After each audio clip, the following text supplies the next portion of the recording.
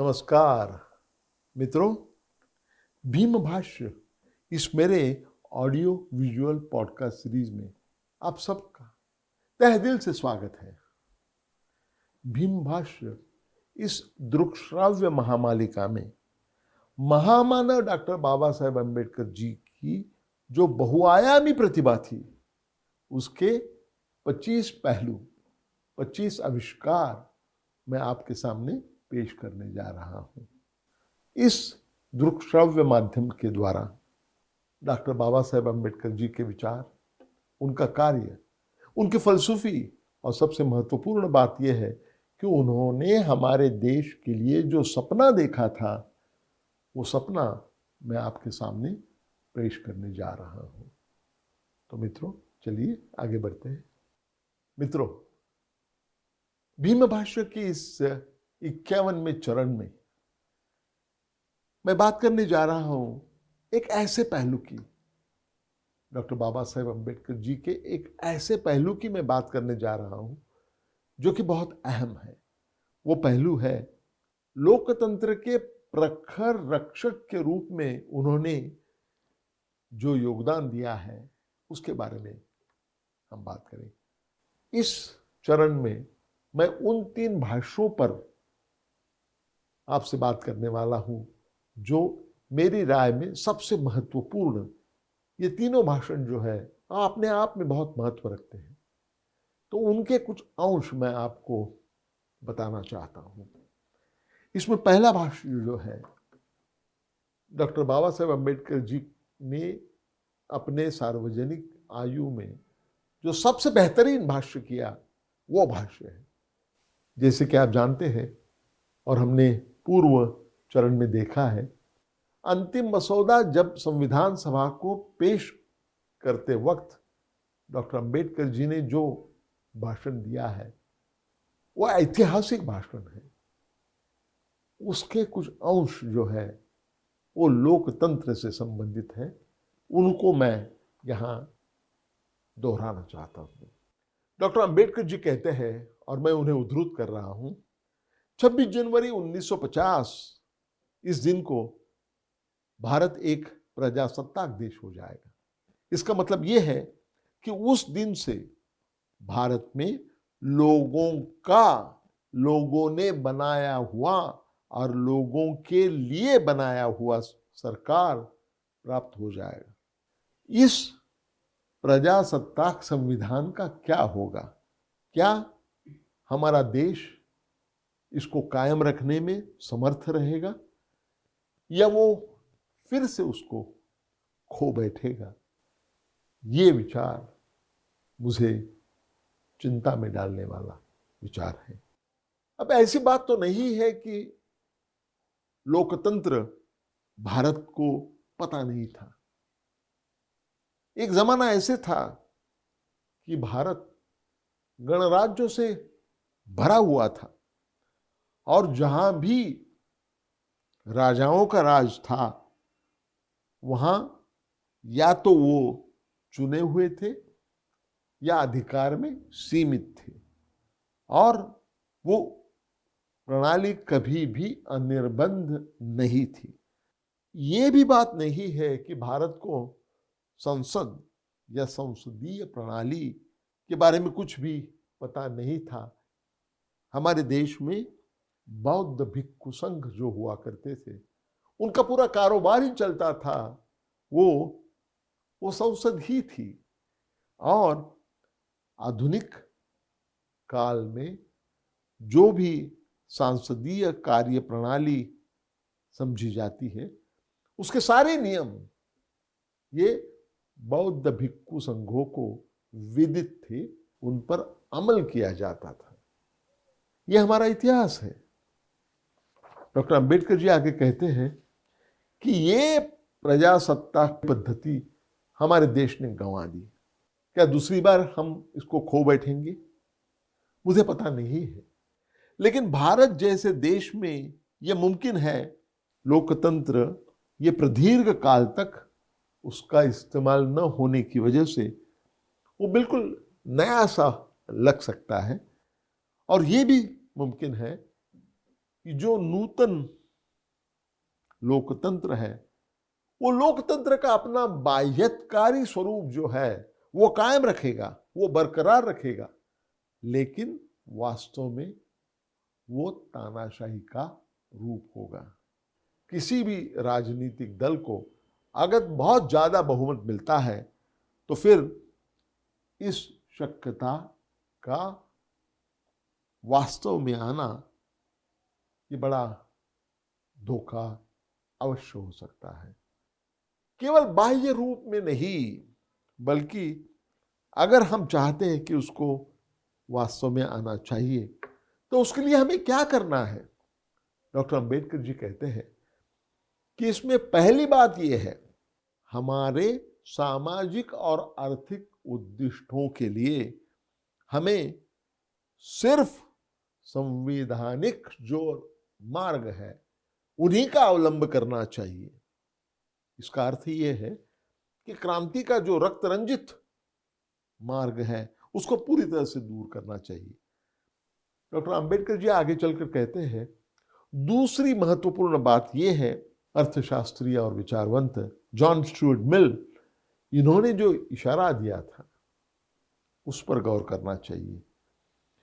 और यहां doctor Ambedkar ji John Stuart Mill को कोट करते हैं और वो कहते हैं, लोगों को चाहिए कि व्यक्ति कितना भी बड़ा हो, अपनी स्वतंत्रता उसके चरणों पर नहीं रखनी चाहिए और अपने नेता पर इतना विश्वास नहीं होना चाहिए कि उसके पास जो अधिकार है उस सारे अधिकारों का उपयोग करके वो जो लोगों की संस्थाएं हैं उनको ध्वस्त कर देगा।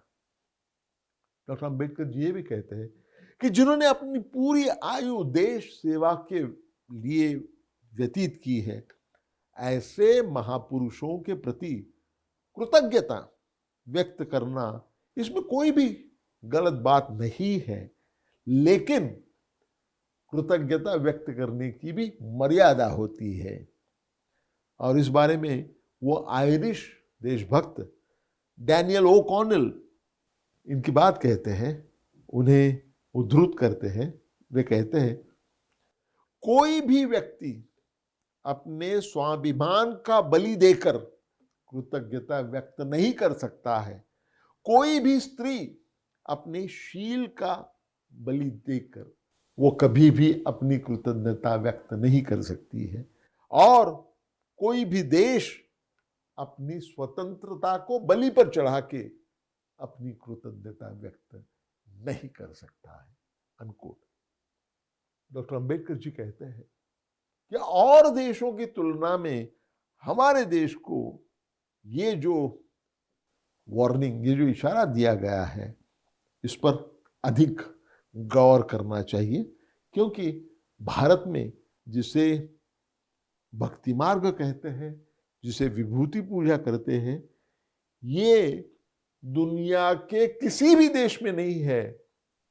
इतने बड़े पैमाने पर हमारे यहाँ व्यक्ति पूजा, भक्ति मार्ग और विभूति पूजा है। हमारे देश के राजनीति में यह बहुत बड़े प्रमाण में इसका अस्तित्व है। डॉक्टर बाबा साहेब अम्बेडकर जी कहते हैं कि धर्म में भक्ति यह आत्मा की मुक्ति का मार्ग हो सकता है, लेकिन राजनीति में भक्ति या विभूति पूजा ये अवश्य अधपतन और अंतिमतः तानाशाही की तरफ ले जाने वाला मार्ग निश्चित रूप से साबित हो सकता है। डॉक्टर अंबेडकर जी आगे चलकर कहते हैं, तीसरी बात यह है कि हमें केवल राजनीतिक लोकतंत्र पर हमें खुश नहीं रहना चाहिए। हमारी जो राजनीतिक लोकतंत्र है उसे चाहिए कि उसको सामाजिक लोकतंत्र में परावर्तित करना भी निहायत ही जरूरी है। अगर राजनीतिक लोकशाही की जड़ में अगर सामाजिक लोकतंत्र नहीं है तो राजकीय लोकतंत्र कायम नहीं रह सकता। और सामाजिक लोकशाही क्या है? सामाजिक लोकशाही तो एक जीवन मार्ग है जो स्वतंत्रता, समता और बंधुत्व, इन जीवन मूल्यों को मान्यता देता है। स्वतंत्रता, समता और बंधुता, ये तत्वत्रयी जो है, उनको स्वतंत्र अंग के रूप में उनका विचार नहीं किया जा सकता। ये त्रयी का एक संघ है। वो इस अर्थ से एक को दूसरे से अलग करना, यानी कि लोकतंत्र का मूलभूत उद्देश्य जो है, बुनियादी उद्देश्य जो है, उसको पराभूत करना है। आगे चलकर डॉक्टर बाबा साहेब अम्बेडकर अपना कालातीत इशारा देते हैं। वो कहते हैं, और मैं उनको उद्धृत करने जा रहा हूं, 26 जनवरी 1950, इस दिन को हम एक विसंगतिपूर्ण जीवन में प्रवेश करने जा रहे हैं। राजनीति में हमारे पास समता रहेगी, लेकिन सामाजिक और आर्थिक जीवन में विषमता। राजनीति में हर एक व्यक्ति को एक मत और प्रत्येक मत का एक मूल्य रहेगा। इस तत्व को हम मान लेंगे, मान्यता देंगे। लेकिन हमारे सामाजिक और आर्थिक जीवन में सामाजिक और आर्थिक संरचना ही ऐसी है कि हर एक व्यक्ति को समान मूल्य, ये तत्व हम नाकारते रहने वाले हैं। ऐसे परस्पर विरोधी जीवन में और कितना समय हम जीने वाले हैं, और कब तक हम हमारे सामाजिक और आर्थिक जीवन में समता को नाकारने वाले हैं?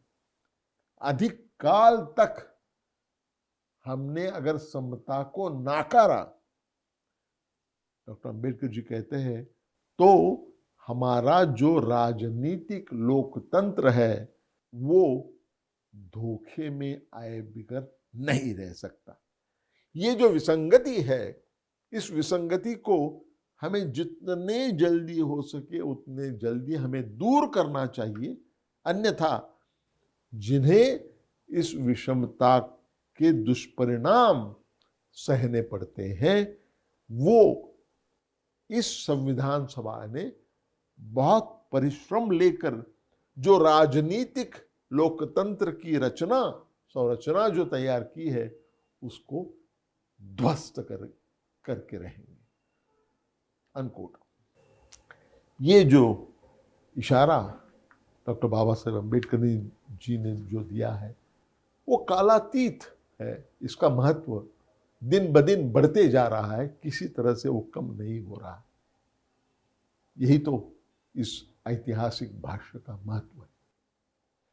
मित्रों, दूसरा जो भाष्य जिसके बारे में मैं बात करने जा रहा हूं, ये भाष्य डॉक्टर बाबा साहेब अम्बेडकर जी ने 22 दिसंबर 1952 इस दिन पुणे डिस्ट्रिक्ट लॉ लाइब्रेरी में किया हुआ भाषण है। उन्हें विषय दिया गया था आधुनिक लोकतंत्र के यशस्विता के लिए पूर्वावर्ती शर्ती। उन्होंने बताया कि किसी प्रकार का प्रतिरोध नहीं होते हुए लोकतंत्र की शासन व्यवस्था कार्यप्रवण रहनी चाहिए। इसके लिए जिनका अस्तित्व अनिवार्य है, ऐसी कौन सी पूर्वावर्ती शर्तें हैं, इसके बारे में मैं कुछ विचार आपके सामने रखने वाला हूं। डॉक्टर बाबा साहेब अम्बेडकर जी कहते हैं, और मैं उन्हें कोट कर रहा हूं, मेरी राय में लोकतंत्र के यशस्वी कार्य के लिए पहली शर्त होनी चाहिए, वो ये है कि समाज में भयानक विषमता नहीं होना। समाज में शोषित वर्ग नहीं होना चाहिए, समाज में पीड़ित वर्ग नहीं होना चाहिए, जिसके पास सर्व विशेष अधिकार है ऐसा वर्ग एक तरफ, और दूसरी तरफ जिनके पास कोई अधिकार नहीं है ऐसा वर्ग। ऐसा भेदभाव नहीं होना चाहिए। अगर समाज में ऐसे वर्ग रहेंगे तो उसी में रक्त रंजित क्रांति के बीज बोए होंगे। और ये जो है, इसको दूर करना शायद लोकतंत्र के लिए बहुत मुश्किल बात साबित हो सकती है। लोकतंत्र के यशस्विता के लिए दूसरी जो अनिवार्य बात है, पूर्वावर्ती शर्त है, वो है विरोधी दल का अस्तित्व। डॉक्टर अंबेडकर जी कहते हैं कि मेरी राय में लोकतंत्र ये नकार शक्ति है, अनुवांशिक अधिकार, स्वयं सत्ता का अधिकार, इनका प्रतिशोधक वो है लोकतंत्र। जिनकी देश के ऊपर सत्ता है, उनके अधिकार पर कभी भी कहीं भी नकाराधिकार का होना, इसका अर्थ है लोकतंत्र। आगे चलकर डॉक्टर बाबा साहेब अम्बेडकर जी कहते हैं कि जिसे लोकतंत्र के यशस्विता की पूर्वावर्ती शर्त कहा जा सकता है, ऐसी तीसरी शर्त है, और वो है कायदा और प्रशासन के संदर्भ में सारे लोगों को समानता। ये पूर्वावर्ती शर्त है। डॉक्टर अंबेडकर जी आगे चलकर कहते हैं कि यशस्वी लोकतंत्र के कामकाज के लिए चौथी पूर्वावर्ती शर्त है, वो है संवैधानिक नैतिकता, कॉन्स्टिट्यूशनल मोरालिटी। उनकी राय में संविधान ये और कुछ भी नहीं है सिवा एक योग्य प्रावधानों का समावेश जिसमें किया है, ऐसा एक बड़ा ढांचा। उसका जो मांस होता है, जिसे मैं संवैधानिक नैतिकता कहूंगा। इस संदर्भ में स्पष्टीकरण देते हुए वो दो उदाहरण देते हैं, उसमें से एक उदाहरण मैं यहां दोहराना चाहता हूं। डॉक्टर अंबेडकर जी कहते हैं कि जब अमेरिका में 13 कॉलोनीज ने जंग का ऐलान किया, तब उनके नेता थे जॉर्ज वॉशिंगटन। अब जॉर्ज वॉशिंगटन अमेरिकन लोगों के लिए तो साक्षात परमेश्वर थे। जब उनका संविधान तैयार हो गया तो अमेरिका के पहले राष्ट्रपति इस रूप में उनका चुनाव हो गया। उसकी जो काल मर्यादा थी वो खत्म होने के बाद दूसरी बार भी चुनाव लड़ने के लिए उन पर आग्रह जब किया गया तो उन्होंने तो नाकारा। डॉक्टर अंबेडकर जी कहते हैं कि मेरे मन में इस बात में कोई भी संदेह नहीं कि जॉर्ज वॉशिंगटन जी का स्थान इतना बड़ा था, साक्षात परमेश्वर के जैसे, तो वो अगर 10 बार भी चुनाव लड़ते तो भी किसी भी विरोध के सिवा उनका चुनाव हो जाता था। लेकिन उन्होंने वैसा नहीं किया। उन्होंने जब दूसरी बार चुनाव लड़ने का नाकारा, तब उन्हें पूछा गया क्यों, आप ऐसा क्यों कर रहे हैं? तो उन्होंने उसका जवाब दिया, और डॉक्टर अंबेडकर जी यहाँ जॉर्ज वॉशिंगटन को कोट करते हैं। वो कहते हैं, मेरे मित्रों, जिस हेतु से हम लोगों ने इस संविधान को बनाया है उसे शायद आप भूल गए हैं। हमें अनुवांशिक राजसत्ता नहीं चाहिए, हमें अनुवांशिक राजा या तानाशाह नहीं चाहिए। इसलिए हम लोगों ने यह संविधान बनाया है।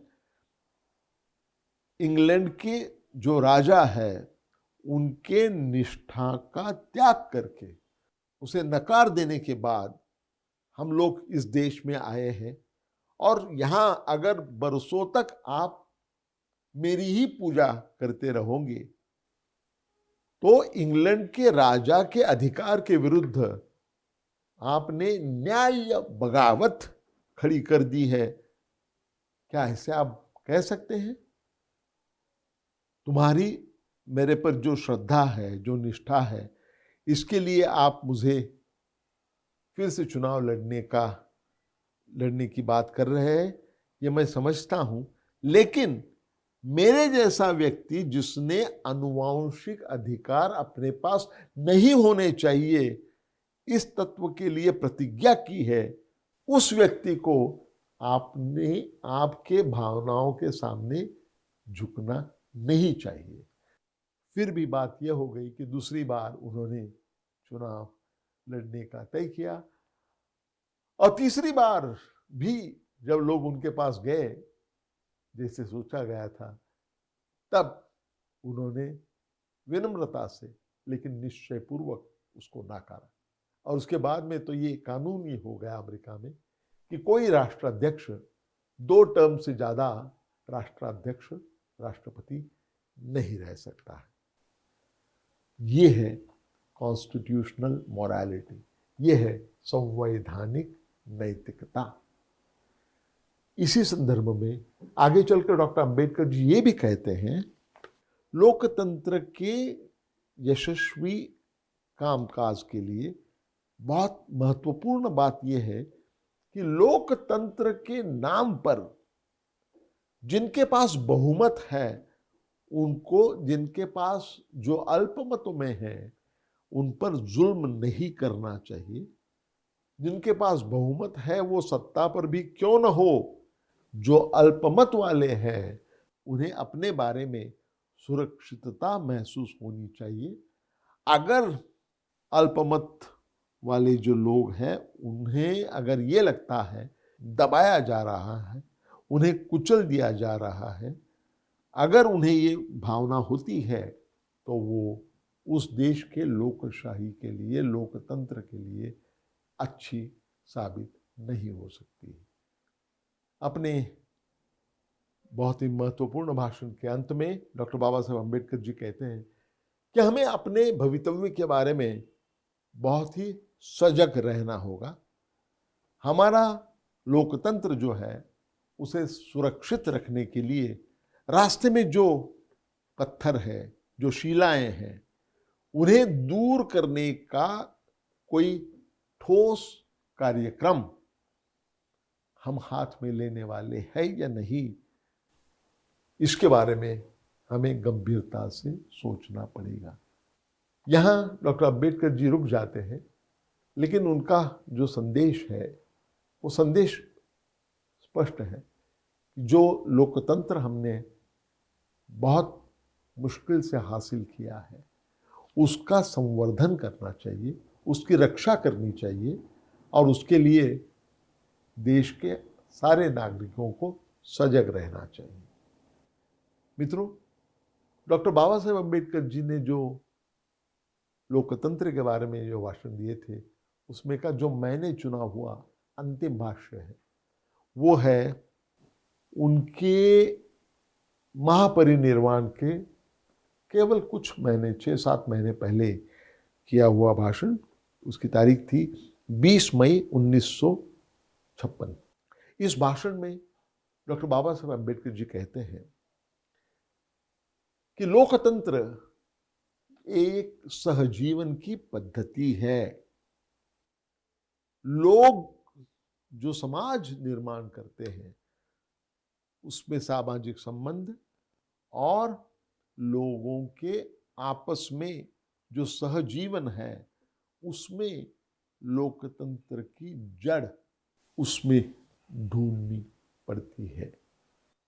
जब हम समाज के बारे में कहते हैं तो हमारे पास, हमारे मन में भावना होती है, वो एकत्व की भावना होती है, सामुदायिक प्रेरणा और व्यापक कल्याण की इच्छा, सार्वजनिक उद्दिष्टों के प्रति निष्ठा, परस्पर सहकार्य, ये सारी बातें जो है ये समाज इस एकक की, इस संकल्पना की ये गुण वैशिष्ट्य होती है।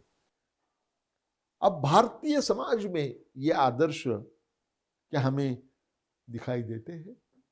भारतीय समाज में व्यक्ति को अस्तित्व नहीं है, अस्तित्व है असंख्य जातियों के समूह को, एक दूसरे से विभक्त ऐसे जाति समूहों में समान अनुभूति भी नहीं है और अनुकंपा के बंध भी नहीं है। इसका अर्थ यह है कि जाति व्यवस्था की वजह से लोकतंत्र की जो आदर्श है उन पर अपने आप मर्यादा आ जाती है। डॉक्टर अंबेडकर जी कहते हैं कि भारतीय समाज जाति व्यवस्था के करदम में इतना फंसा हुआ है कि यहां हर एक बात जाति के आधार पर ही की जाती है, और उसके कई उदाहरण उन्होंने दिए हैं। डॉक्टर अंबेडकर जी कहते हैं कि जाति व्यवस्था का एक विशेष वैशिष्ट्य ये है श्रेणीबद्ध विषमता। जातियों का दर्जा समान नहीं होता है, एक के ऊपर एक ऐसे वो खड़ी होती है और एक दूसरे का द्वेष करते हैं। उसमें चढ़ते क्रम से द्वेष होता है और उतरते क्रम से उसमें तिरस्कार और तुच्छता होती है। जाति व्यवस्था का ये जो विशेष है, इसका सर्वाधिक घातक परिणाम ये है कि एक दूसरे को सहकार्य करने की जो भावना है, जो इच्छा है, उसे ही वो ध्वस्त कर देती है। दूसरा जो जाति व्यवस्था का दुष्ट परिणाम है वो है विषमता।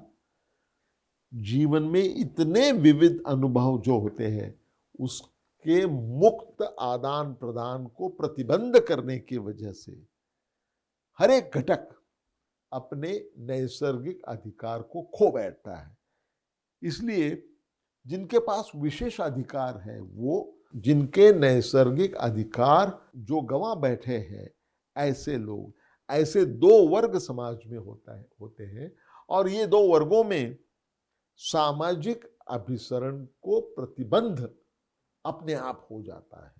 जाति व्यवस्था का जो तीसरा विशेष वैशिष्ट्य है, दुष्टपना, वो है कि वो लोकतंत्र के जड़ को ही उखाड़ देता है।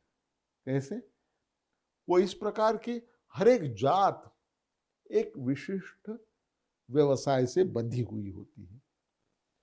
अगर हर एक व्यक्ति अपनी नैसर्गिक शक्ति के अनुसार अपने जिनको जो पसंद आता है, जिसके वो काबिल है, ऐसी बात अगर वो करता है, ऐसा व्यवसाय करता है, तो निश्चित रूप से समाज में स्थिरता रहेगी, समाज सुसंगठित रहेगा। और समाज का ये कर्तव्य होगा कि अलग अलग व्यक्तियों में जो विशेषताएं हैं, उनकी जो चाह है, उसकी खोज करना और समाज की उन्नति की तरफ दिशा में उन्हें ले जाना, ये समाज का कर्तव्य है। डॉक्टर अंबेडकर जी कहते हैं कि हर एक व्यक्ति में क्षमता और कृतिशीलता की अमर्याद विविधता होती है जो उस व्यक्ति को कुछ बना सकती है। जो लोकतांत्रिक समाज है, उसे ये जरूरी है कि व्यक्तियों में जो सारी क्षमताएं हैं उसको खुला रास्ता देना चाहिए। लेकिन जाति व्यवस्था की वजह से ये नहीं होता है। स्तरीकरण जो है वो व्यक्ति विकास को रोक देता है और हेतुपूर्व व्यक्ति विकास को प्रतिरोध करने की प्रक्रिया अगर जानबूझकर जो जाति व्यवस्था में होती है, वो लोकतंत्र को नाकारती है। इसका मतलब है कि हमारे जाति व्यवस्था जो है उसका जिक्र करते हुए डॉक्टर बाबा साहेब अम्बेडकर ये बताना चाहते हैं, ये संदेश देते हैं अपने आखिरी भाषण में, लोकतंत्र के बारे में जो उन्होंने आखिरी भाषण दिया उसमें वो कहते हैं कि हमारी जो जाति व्यवस्था जो है, वो जाति व्यवस्था ये मूल रूप से लोकतंत्र से विसंगत है और हमें जाति व्यवस्था पर अच्छी तरह से नियंत्रण करना चाहिए, उसमें बदलाव इस प्रकार लाने चाहिए जिससे लोकतंत्र को बढ़ावा मिल सकता है। तो ये संदेश बहुत ही महत्वपूर्ण है। उन्होंने जाते जाते ये संदेश हमारे लिए छोड़ा है कि अगर हमें लोकतंत्र को हमारे देश में उसको अगर यशस्वी करना है तो हमें जाति व्यवस्था को उसमें बहुत बड़े पैमाने पर सुधार लाना होगा। हमारी जो मानसिकता है उसमें बहुत बड़ा सुधार लाना होगा। मित्रों, मेरी बात को यहीं पर विराम देता हूं। इस सत्र को यहीं पर विराम देते हैं। फिर मिलेंगे हम जल्द ही। धन्यवाद। नमस्कार।